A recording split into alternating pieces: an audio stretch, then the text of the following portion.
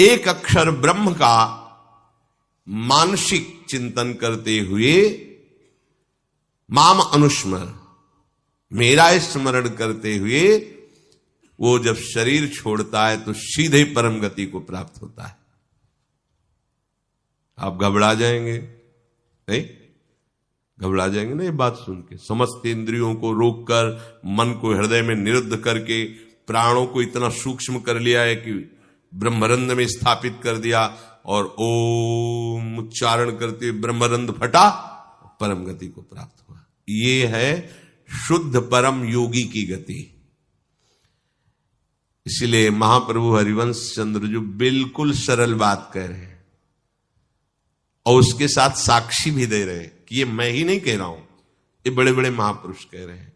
आरती मदन गोपाल की कीजिए, देव ऋषि व्यास सुखदास सब कहत निज, क्यों न बिनु कष्ट, क्यों न बिनु कष्ट रस सिंधु को पीजिए। आरती मदन गोपाल की कीजिए, आरती मदन गोपाल की कीजिए। हरिवंश महाप्रभु के बड़ा एक कष्ट का मार्ग है, चूक हो गई तो परम गति नहीं मिलेगी, लेकिन हम तुम्हें हंसते खेलते परम गति का मार्ग बता रहे। हित सजनी जो परम कृपाल है, मदन गोपाल को अपने घर का ठाकुर मान लो। पद्मासन लगा के, प्राणों को सूक्ष्म करके, इंद्रियों को निर्विषय करके, मनोनिग्रह करके, प्रणों का चिंतन करते हुए, योग बल से प्राणों को मस्तक पर धारण करके, ब्रह्मरंध का भेदन करके परम गति को, वो परम गति बहुत हल्की होगी जो यहां मिलेगा। इस परम गति को प्राप्त महापुरुष भी महारानी जी के निकुंज में झांक भी नहीं सकते, नहीं झांक सकते। बहुत दुर्लभ रस है ये। क्या करो? बिल्कुल, क्यों न बिन कष्ट रस सिंधु को पीजिए। परम गति यही तो है लालजू महाराज, और कौन है? यही परम पद है। वो मेरे में प्रवेश पा जाता है, एकत्व भाव से भगवान में लीन हो गया, जैसे जल की तरंग समुद्र में लीन हो गई, ऐसे वो लीन हो गया। यहां का लीन होना अलग है। बहुत जल्दी आपको बिना किसी कष्ट के परम लाभ मिल जाएगा। ठाकुर सेवा विराजमान कर लो। मदन गोपाल लाडले लालजू, राधा नाम या राधा वल्लभ रूप, प्रियालाल, जो भी भाव जैसे बन पावे, ठाकुर सेवा विराजमान कर लो। इनकी दासता से परम गति तुम्हारे पीछे पड़ी रहेगी। स्वीकार कर लो, स्वीकार कर लो। हम नहीं कह रहे, तस्मात् शास्त्रम प्रमाणम दीयमानम न गृहणन्ति बिना मत सेवनम जनाहा। जो सारूप्य सामीप्य सारिष्ट एकत्वाद मोक्ष है, परम गति है, वो भगवान देते तो मना कर देते, हमें नहीं चाहिए, बस हमें आपकी सेवा चाहिए। बिना मत सेवनम जनाहा, आपकी सेवा छूट जाए ऐसा मुझे मोक्ष आदि नहीं चाहिए, परम गति नहीं चाहिए। महाप्रभु कह रहे क्यों कष्ट में कदम रख रहे हो? आओ, बिल्कुल सहज सरलता से परम गति तुम्हारे पीछे पड़ी रहेगी और रस सिंधु का तुम पान करोगे। क्या? इन ठाकुर का श्रृंगार करो। बहुत रिजवार है, इनको आपका भाव चाहिए। जैसे भी आप हो, कोई शर्त नहीं है कि ये चीज होनी ही चाहिए, नहीं। देखो, बाजरे की रोटी और नमक, धन्ना जाट, कुछ नहीं है, दूसरी वस्तु नहीं है ही नहीं घर में। और ठाकुर साथ खेला कि नहीं खेला? आज तक वर्णन किसी भोग का ठाकुर जी ने नहीं किया। वाह वाह, सुदामा के तंदुल पाके बोल पड़े, वाह, आज जो तृप्ति मिली वो कहे। सबरी के बेर पाकर के ठाकुर जी को तृप्ति हुई। तो अगर 56 भोग से तृप्ति होती तो फिर बात अलग थी कि हम गरीब कैसे भोग लगा पाएंगे। लेकिन हमारे ठाकुर को आपका भाव चाहिए। गर्व है कि मैं 56 भोग लगाता हूं, ठाकुर ने देखा भी नहीं, दृष्टि भोग भी नहीं लगाया, क्योंकि गर्व रूपी दूषित वस्तु उसमें पड़ी है और भाव रूपी परम स्वादिष्ट वस्तु पड़ी है। तो बाजरे की रोटी को रोकना पड़ा धन्ना जाट को कि तू 3 दिन हो गए पूरी रोटी खा लेगा तो मैं भूखा रह जाऊंगा, आधी तुम पाओ आधी हम पाएंगे। नव किशोर ठाकुर जी नई अवस्था धन्ना जाट खेल रहे ठाकुर भाव।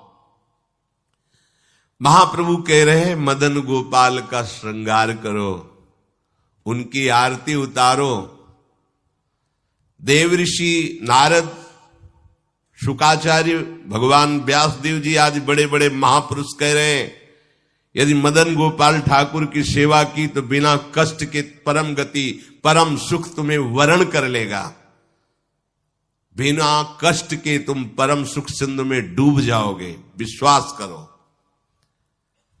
हरिवंश महाप्रभु कह रहे हैं अगर करी धूप कुमकुम मलय रंजित नौबर्तिका घृत सो पूरी राखो कुसुम कृत माल नंदलाल के भाल पर तिलक करी प्रगट यश क्यों न भाखो भोग प्रभु योग भरी थार धरि कृष्ण पे मुदित भुज दंडवर चवर ढारो आचमन पान हित मिलत कर्पूर जल सुभग मुखवास कुलता पिजारो शंख दुंदुभि पणवो घंट कल वेणुरो झल्लरी सहित सुर सप्त नाचो मनुज तन पाई यह दाय ब्रजराज भज सुखद हरिवंश प्रभु क्यों न याचो मनुज तन पाए यह दाय ब्रजराज भज सुखद हरिवंश प्रभु क्यों न याचो आरती मदन गोपाल की कीजिए आरती मदन गोपाल की कीजिए। आरती सजाओ, ठाकुर को सुंदर सुंदर सुवासित जल से स्नान करा के कोमल वस्त्रों से श्रीअंग प्रक्षालन करके पोंछ करके विराजमान करो, सुंदर पोशाक धारण कराओ,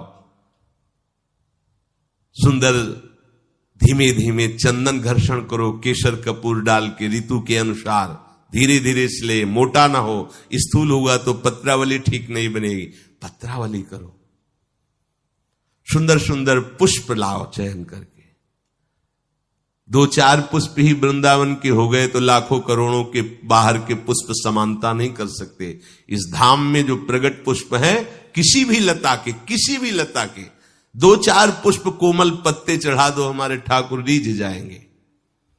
सुंदर सुंदर पुष्पों की माला गुंथो, अहो भाग्य है उनके जो रोज श्री जी की सेवा में ये सेवा का सौभाग्य, सुंदर सुंदर आभूषण फूलों के माला फूलों की धारण कराते हैं, अहो भाग्य, जीवन धन्य है, उनका हाथ धन्य हो गया।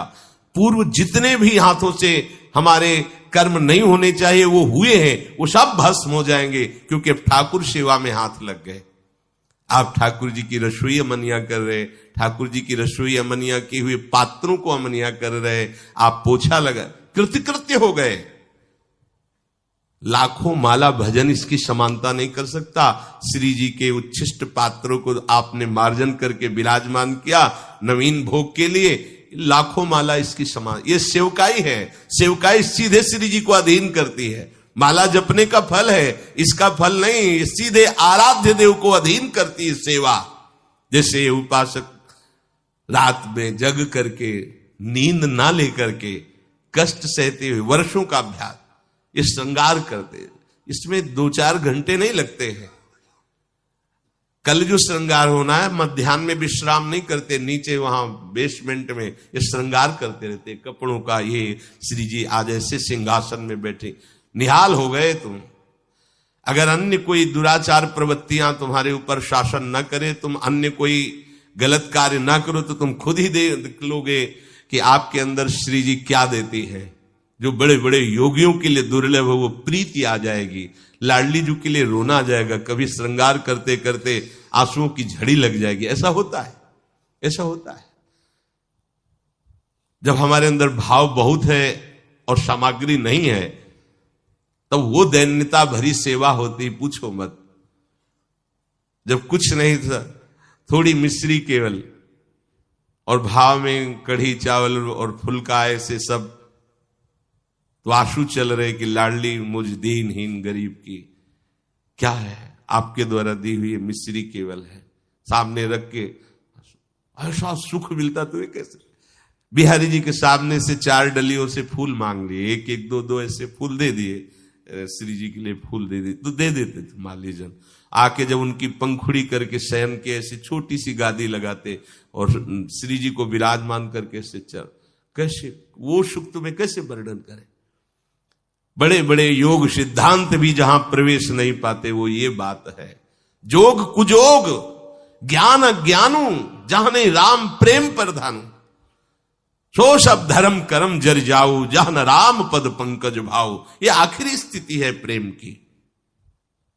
महाप्रभु कह रहे, इस बात के सुखदेव जी, भगवान व्यास देव जी, देवर्षि नारद साक्षी है कि जो मैं बात कह रहा हूं कि बिना कष्ट के तुम्हें रस सिंधु की प्राप्ति होगी, तुम आरती करो मदन गोपाल की, उनको श्रृंगारित करो। आरती में जो धूप होती है अगर, बड़ी सुगंधित होती है। अब तो सब बदल रहा है, पैसे के कारण अन्य अन्य मिलावट की धूप, जरा सी धूप की सुगंध, पूरा वातावरण सात्विक। अपने यहां पहले धूप आरती होती है, बड़ा दुलार भरी सेवा है श्री जी की। फिर इसके बाद जो बत्ती की नोक होती है उसमें चंदन लगाया जाता है, ऐसे सूखा चंदन, पिसा हुआ सूखा, ऊपर से केसर, तो वो हल्का सा केसरपन लिए हुए चंदन, क्योंकि जो ही हम प्रज्वलित करेंगे तो पहले धुआं ना निकले, सुगंध निकले। इसीलिए महाप्रभु कह रहे हैं कि कुमकुम मलय रंजित बर्तिका, 9 बर्तिका जिसमें चंदन बुरा, ऐसे, क्योंकि घी लगा होता है वो चिपक जाएगा, फिर केसर पिसी हुई ऐसे, तो जे ही हम अग्नि प्रज्वलित करेंगे तो धुआं नहीं निकलेगा, उससे चंदन की सौरभ, ये भाव की चीज है। बोले मलय, कुमकुम मलय रंजित 9 बर्तिका, कैसी, घृतसो पूरी राव, घी से सनी हुई पूरी। कुसुम कृत माल नंदलाल के भाल पर तिलक करी प्रगट यश क्यों अहो भाग्य। आप चंदन घिसे श्री जी के लिए, फिर उससे आप श्री जी को तिलक रचना कर रहे, पत्रावली लगा रहे, अहो भाग्य। ये बड़े भाग्य से सेवा का सौभाग्य मिलता है। पूज्य पादुड़िया बाबा, भजन करना भी बहुत कठिन बात है, लेकिन भजन किया जा सकता है, पर सेवा करना बहुत कठिन है, क्योंकि सेवा में सुख की चाह का नाश होता है। सेवक सुख चाह, मान भिखारी, व्यसनी धन, शुभ गति बेविचारी, ये तो मूर्खता है। सेवक सुख की चाह करे नहीं, सेवक सुख देने की चाह रखता है। भिक्षुक मान त्यागी होता है, बैरागी मान त्यागी होता है। सुंदर सुंदर फूलों की माला प्रभु के गले में धारण करवावे, सुंदर तिलक रचना करे। तिलक रचना और माला धारण करवाते समय यश क्यों न भाके। जैसे आप श्री जी का श्रृंगार कर रहे हो तो आपको गुनगुनाना चाहिए अंदर, ब्रजनव तरुणी कदम्ब मुकुट मणि श्यामा आजु बनी। नख शिख लो अंग अंग माधुरी मोहे श्याम धनी। ब्रजनव तरुणी कदम्ब मुकुट मणि श्यामा आजु बनी। पत्रावली। यो राजत कवरी गुंथित कच कनक कंज बदनी। चिकुर चंद्रिकन बीच अर्ध बिदु मानो ग्रसित फनी। या आवत श्री वृषभानु दुलारी। पूरे पद में प्रथम उबटी मत जन कर सज्जित नीलवर श्रृंगार के पदों का क्यों गायन नहीं कर रहे? आचार्य चरण कह रहे जब आप श्रृंगार कर रहे हैं श्री जी का तो पद गुनगुनाना चाहिए। श्रृंगार के बनी वृषभानुनंदिनी आज भूषण बसन विविध पहिरे तन पिय मोहन हित साज। बहुत से श्रृंगार के पद हैं, गुनगुनाना चाहिए। तिलक करी प्रगट यश क्यों न भाखो, क्यों नहीं तुम गायन करते? अब आप तिलक रचना कर रहे हो, बातें प्रपंच की सोच रहे हो या कर रहे हो, ठीक बात नहीं है। अभी तिलक रचना ठीक नहीं हुई। जिनकी तिलक रचना कर रहे हो उनके यश का, उनकी सुंदरता का गायन करते हुए फिर कह रहे हैं महाप्रभु। इसके पश्चात भोग प्रभु योग भरी थार धरी कृष्ण पे। जब हमने श्रृंगार किया, आरती तैयार करके विराजमान कर दी। सेवा में एक क्षण का भी विलंब नहीं होना चाहिए। आपको पता है धूप के बाद श्रृंगार आरती होगी तो धूप होते होते श्रृंगार आरती प्रज्वलित हो जानी चाहिए। धूप की जेव ही पदावली संपन्न होने जा रही श्रृंगार आरती उपस्थित, इसके लिए देखना पड़े तो सेवा में प्रमाद माना जाता है। सेवा में स्वामी की सेवा की आवश्यकता के पहले सेवक सेवा सौंज लिए खड़ा है। ये नहीं आरती कहां है, आरती, अरे आरती तैयार करो, ये प्रमाद स्थिति है। इसलिए सबसे पहले प्रभु ने कहा है आरती तैयार कर ली, श्रृंगार किए हुए प्रभु को तिलक लगाए, माला पहनाए, अब भोग लगा। आरती तैयार है पहले से, जैसे उस दिन त्रुटि नहीं, ये विलंब नहीं, सेवा में प्रमाद नहीं। स्वामी जी के मन में बाद में आता है सखियां पहले सेवा सौंजे करती, आज ऐसा होगा, पहले ही पता है उनको। तो आपको तो पता है ना, पहले धूप के बाद श्रृंगार आरती। अब भोग, भोग प्रभु योग भरी थार धरी कृष्ण पे। योग में दो भाव होते हैं, एक होता प्रभु के योग्य भोग। ऐसा नहीं कि तुम अपनी मनमानी की प्याज लहसुन छौके प्रभु का ही सब बनाया हुआ है, सब मूर्खता नहीं। फिर प्रभु के बनाए हुए और भी कुछ हैं जो तुम नहीं भोग पाओगे। दंड विधान, नरक, रोग नहीं भोग पाओगे। भोग प्रभु के योग्य लगाओ, जो हमारे प्रभु नहीं पा सकते वो हम नहीं पा सकते, इसलिए प्रभु के योग्य भोग लगाओ। शास्त्र सम्मत, संत जन सम्मत जो प्रभु को भोग लगाने योग्य पदार्थ है वही भोग लगाना चाहिए। बहुत उद्दंडता सेवा में नहीं होते। प्राय प्रभु ने ही तो बनाया, प्याज लहसुन हम उसको भोग लगा देते हैं तो क्या है, उन्होंने ही तो बनाया है। हाँ, उन्होंने नरक भी बनाया है तो आपको घुमा देंगे तो क्या परेशानी होगी, आपको थोड़े दिन रख लेंगे नरक में तो आपको कोई परेशानी, फिर परेशानी ही परेशानी है। कैंसर भी प्रभु ने बनाया है, किडनी फेल भी प्रभु ने बनाया है, हार्ट, बड़ी समस्याएं, तो समस्याएं भी तो प्रभु ने बनाया है। होश में भोग प्रभु योग भरी, प्रभु के योग्य जो पदार्थ है वो थाल में रखो। दूसरा आध्यात्मिक आंतरिक भाव, योग कहते हैं अपनेपन का। इतना अपनापन हो कि मेरे लाडले हैं। अब कैसे, जैसे मां अपने बच्चे को जब भोग पवाती है तो क्या अच्छी से अच्छी वस्तु पवाती है। कोई चाह होती है क्या, चाह एक ही होती, भरपेट बच्चा पाले। पूरा दूध खाली करो, खाली करो, नहीं खाली करोगे ना बाजार नहीं लिवा जाएंगे, तुम्हारे लिए वो चीज नहीं लाएंगे। फिर और अगर नहीं खा, एक थप्पड़ मारो पूरा। वो रोष प्रकट कर रही काय के लिए, पूरा खाली करो दूध, अभी तो इतना कम पिया है। और उसकी भाव दशा को देखो कितना प्यार भरा है।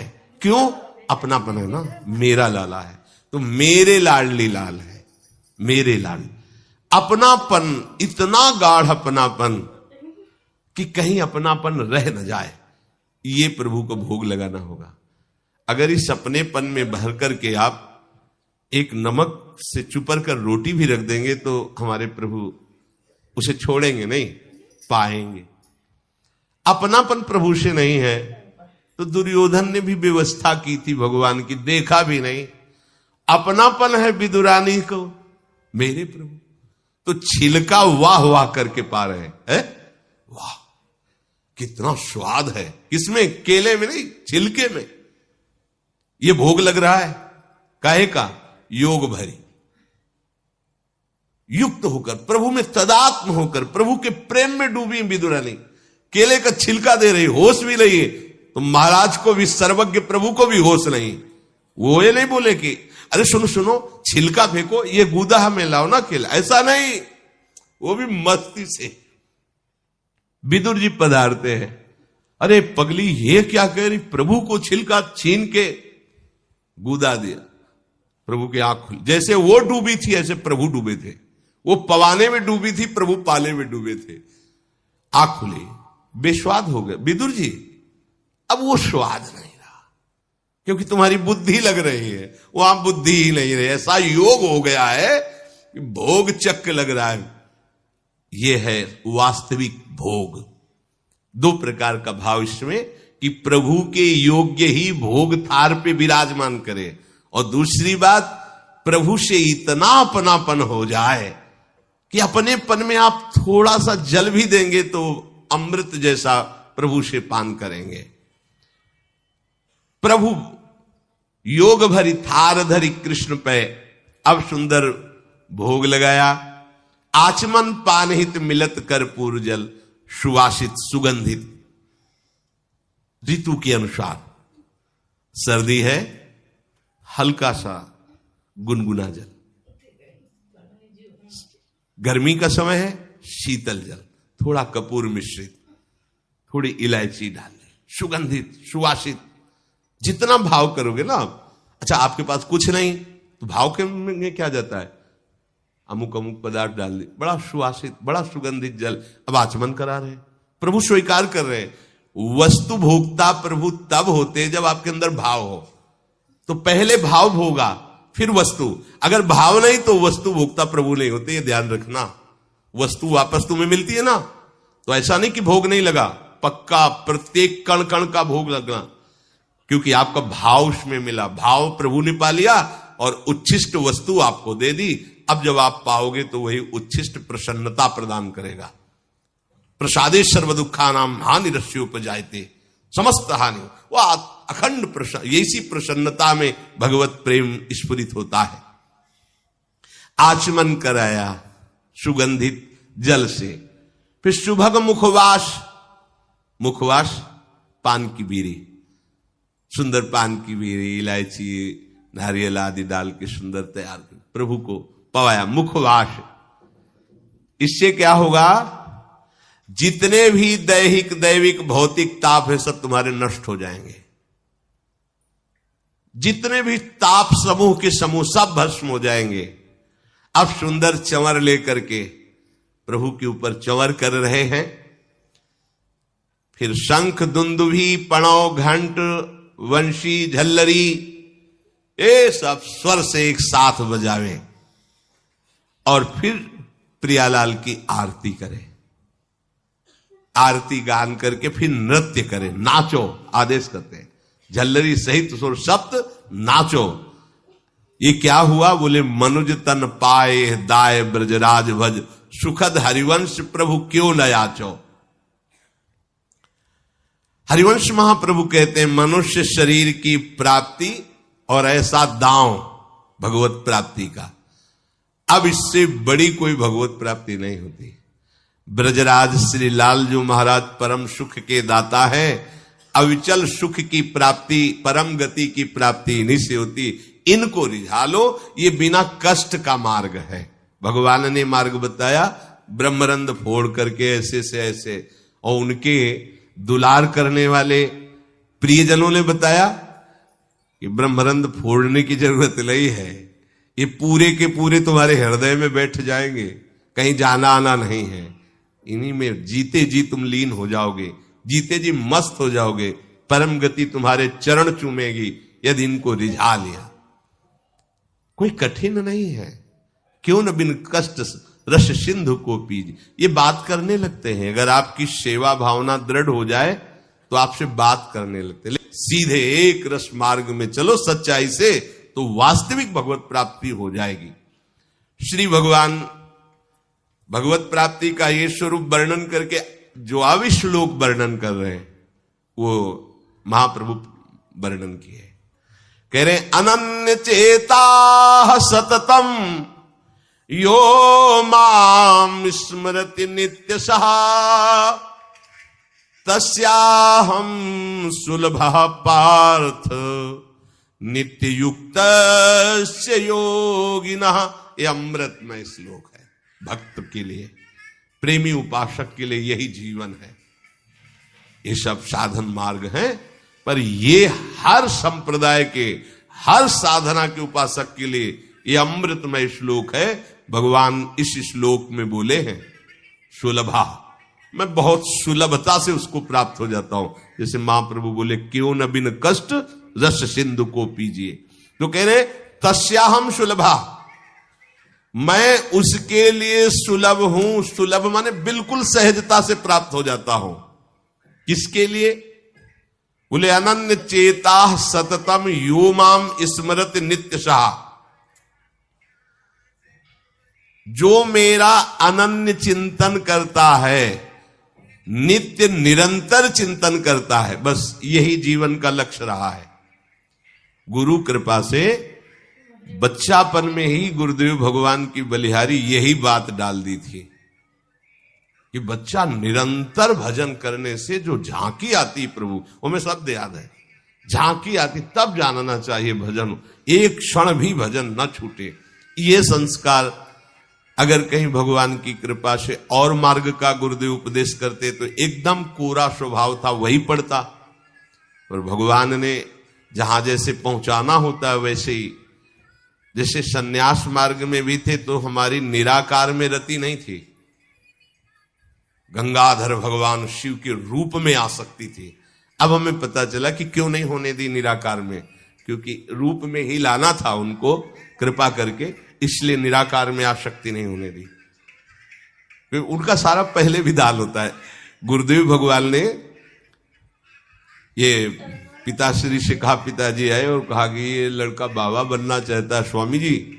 वो आते जाते थे घर में, तो सैमशी में उस समय स्वामी जी विराजमान, तो उनका पाणे छोड़ जाओ, एक हफ्ता बाद ये घर भाग जाएगा, या फिर हम एक हफ्ता बाद मंत्र दे देंगे, तब जान लेना कि साधु बनी ही जाएगा। उस स्वामी जी जैसी आपकी इच्छा छोड़ के गए। एक हफ्ते जो है गुरुदेव भगवान ईंट ढोवाना, झाड़ू लगवाना, बड़े कार्य करवाना, और जैसे पेड़ा आदि आते सबको बांटते, हमें एक भी पेड़ा नहीं देते। शाम के एक बार भोजन की अनुमति पाल, 7 दिन तक चुपचाप शेष। फिर कहा अच्छा कल गंगा नहा के आ जाना, मंत्र दे देंगे। ठीक है, सुबह गए, स्नान करके तो पंचाक्षरी मंत्र दिया।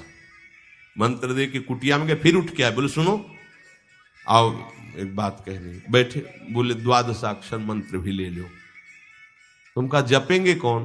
बोले पहले तुम ये जपना, लेकिन ये रखे रहो, आगे काम आएगा। हमारी समझ में नहीं आ रहा था कि मतलब मंत्र 2 क्यों दे रहे हैं।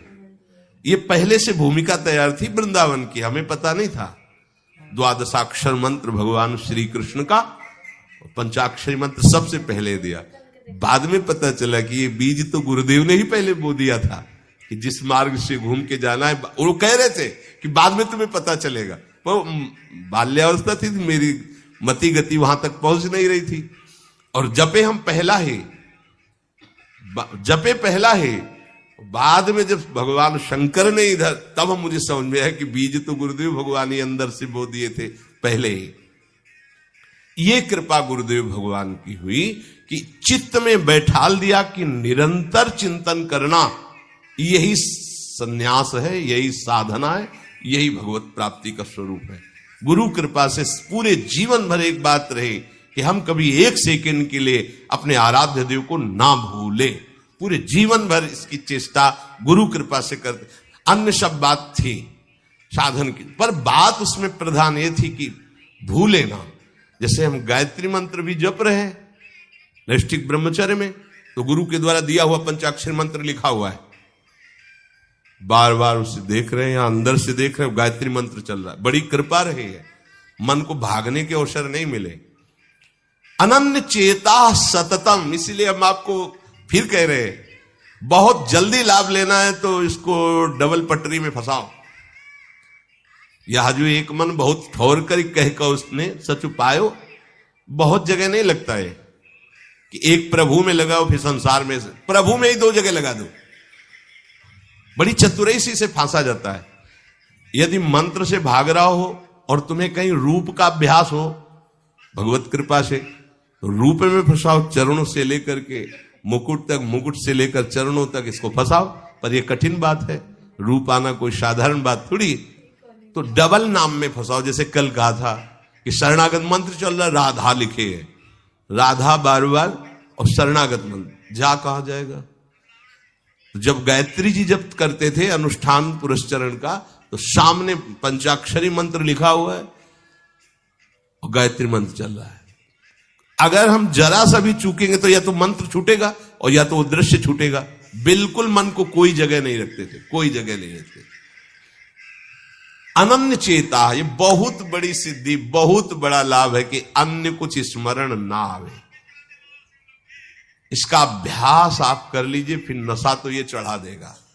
ऐसा नशा चढ़ता है, ऐसा लगता है जैसे खोपड़ी घूम रही हो और उसके साथ मंत्र घूम रहा हो। ये ऐसे करो तो पका जैसा दर्द होने लगता है, एक एक नस नाड़ी मंत्राकार। न भोजन की इच्छा है, न किसी के देखने की इच्छा है, इच्छा रहित केवल मंत्र चल रहा है। तदाकार वृत्ति, मंत्राकार वृत्ति। अब इतनी प्रपंच की वृत्तियां फैलाए हो, इतना बहिर्मुख हो, कैसे बात समझोगे अंतर की। अनन्य चेत, भगवान कह रहे मैं सुलभ हूं, सुलभ हूं। काशी में प्रतिदिन ही होता, आज महादेव जी साक्षात आएंगे, सुबह से तैयारी हो जाती थी, आज महादेव जी आएंगे। घाट में ही रहते थे, पंडों की छतरी के नीचे तपती हुई धूप, तो घाट में धूप ऐसे ज्वाला सी लगती थी, और छोटी सी छतरी उसी के नीचे दोपहर रात्रि वहीं 2 बजे तक तो तपती थी फर्श, और 2 बजे के बाद स्नान करके महादेव जी विश्वनाथ जी पहुंच गए। बस रोज आज तो निश्चित। एक दिन इतना आनंद था कि आज तो बस आ ही रहे हैं, ऐसा आ ही रहे हैं। जैसी भावना करोगे, जा पर जाकर सत्य सने हो, सो तो ही मिले न कुछ संदेह हो। भयंकर जटाओं का बोझा ऐसे, इतना बड़ा हाथ में त्रिशूल लिए, देखा दोपहर में नग्न पैर से आ गए। अब अपने जो जहां पागल है वही उसको दिखाएंगे, साष्टांग दंडवत। मौन, कुछ बोले नहीं उससे। हम तो बस वैसे स्तब्ध, जैसे कोई जड़वत। बाद में विचार आया इसका मतलब क्या था। मैं ही मैं हूं, दूसरा कोई नहीं। अलग से देखने की भावना मत करो, कण कण में मैं विराजमान हूं। एक दिन भाई जी के प्रति बहुत आकर्षण जब था, एक स्वप्न देखा कि स्वप्न में हम भाई जी से पूछ रहे कि मुझे श्री कृष्ण की प्राप्ति कब होगी।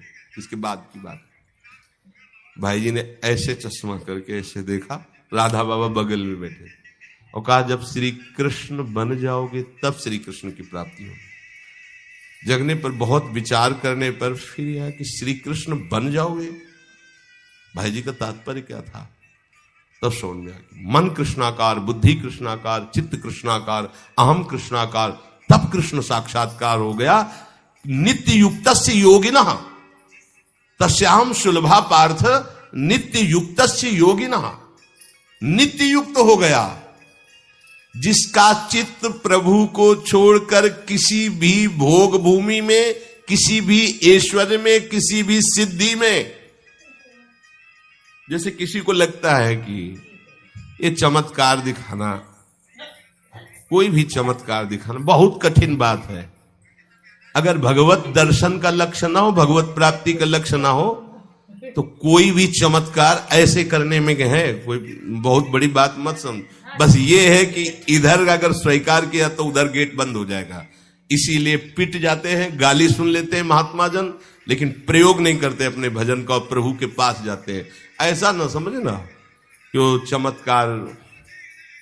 चमत्कार पीछे घूमते हैं।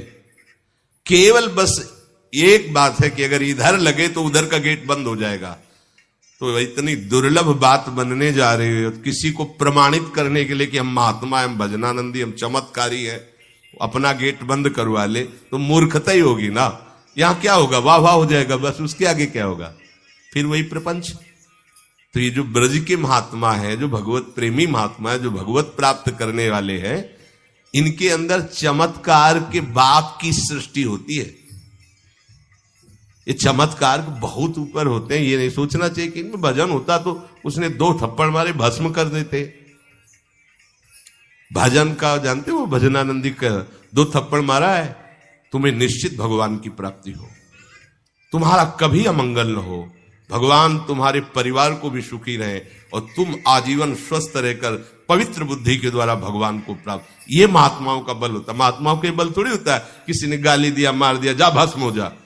ये भस्मासुर थोड़ी होते महात्मा है भाई, भस्म कर दिया, नष्ट नहीं। साधुते हो न कारज, तब भगवान उनके अधीन होते हैं। ये चमत्कार ये न सोचो कि भजन करते होते तो फिर चमत्कार, या ये गाड़ी घोड़ा रुपया पैसा चमत्कार, ये पापियों के पास भी है। ये तो प्रारब्ध का खेल है, प्रारब्ध बदला, ऐसे से ऐसे हो गया, इनका कोई महत्व नहीं है। महत्व है नित्य युक्तस्य योगिनः, तुम्हारा चित्त निरंतर आराध्य देव में युक्त है कि नहीं। किसी भी ऐश्वर्य, किसी भी भूमि, किसी भी पद का कोई भी संबंध, आश्रय, चिंतन नहीं। ये हुआ आनंद चेता। जैसे पतिव्रता स्त्री का मन केवल पति के ही सुख में निमग्न रहता है, पति का चिंतन, पति की बातें, पति वो उसी में मगन रहती है।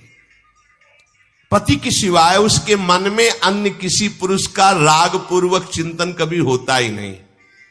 जैसे शिष्य का गुरु के सिवाय कहीं चिंतन नहीं होता, पतिव्रता पत्नी का मन, प्राण, तन सब पति के ही सेवा में, चिंतन में, मनन में। जैसे शिष्य का गुरु के ही तन, उनकी सेवा में मन, उनके आज्ञा के पालन करने में एक एक चेष्टा गुरु की प्रसन्नता के लिए, कोई दूसरा इष्ट शिष्य का होता ही नहीं है। शिष्य का कोई दूसरा इष्ट नहीं होता। ऐसे शिष्य को अपने गुरुदेव में ही भगवान का साक्षात्कार हो जाता है, क्योंकि पर्दा हटा तो देख लिया कि प्रिया प्रीतम मुस्कुराते हुए बैठे। श्री भट्ट देवाचार्य जी के पास जब हरिव्यास देवाचार्य जी आए तो कहा, भगवान हम शिष्य बनना चाहते हैं।